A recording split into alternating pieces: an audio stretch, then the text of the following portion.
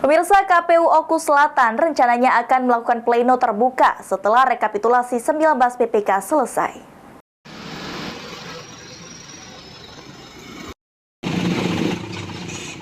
Proses rekapitulasi penghitungan perolehan suara Pileg dan Pilpres di tingkat panitia pemilihan kecamatan masih berlangsung di sejumlah kecamatan Kabupaten Oku Selatan.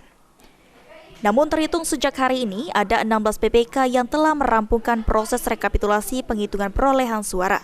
Sehingga kini tersisa 3 kecamatan yang masih melakukan proses rekapitulasi penghitungan perolehan suara, yakni Kecamatan Muara II, Kecamatan Pulau Beringin, dan Kecamatan Mekakau Ilir. KPU Oku Selatan memastikan 3 kecamatan itu mampu menuntaskan proses rekapitulasi penghitungan suara dalam waktu dekat. Per hari ini, dari 19 kecamatan yang ada di Oku Selatan, sudah ada 16 kecamatan yang selesai melaksanakan pleno di tingkat kecamatan. Adapun logistik yang hari per hari ini sudah sampai semua di gudang KPU Kabupaten Oku Selatan. Untuk sisa kecamatan ada berapa kecamatan yang belum?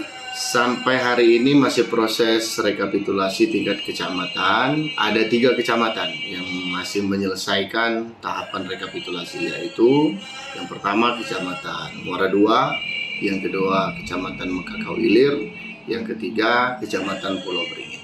Untuk ketiga kecamatan ini ditargetkan sampai kapan itu? Insya Allah per nanti malam sudah selesai, karena sedikit lagi yang belum diselesaikan oleh teman-teman dalam rangka menyelesaikan rekapitulasi tingkat kecamatan. Setelah semua proses dari kecamatan selesai, KPU Oku Selatan akan melakukan rapat pleno terbuka rekapitulasi hasil perhitungan perolehan suara dan penetapan hasil pemilu tahun 2024 di tingkat kabupaten pada 2 Maret 2024 mendatang. Sri Fitriana, PAL TV.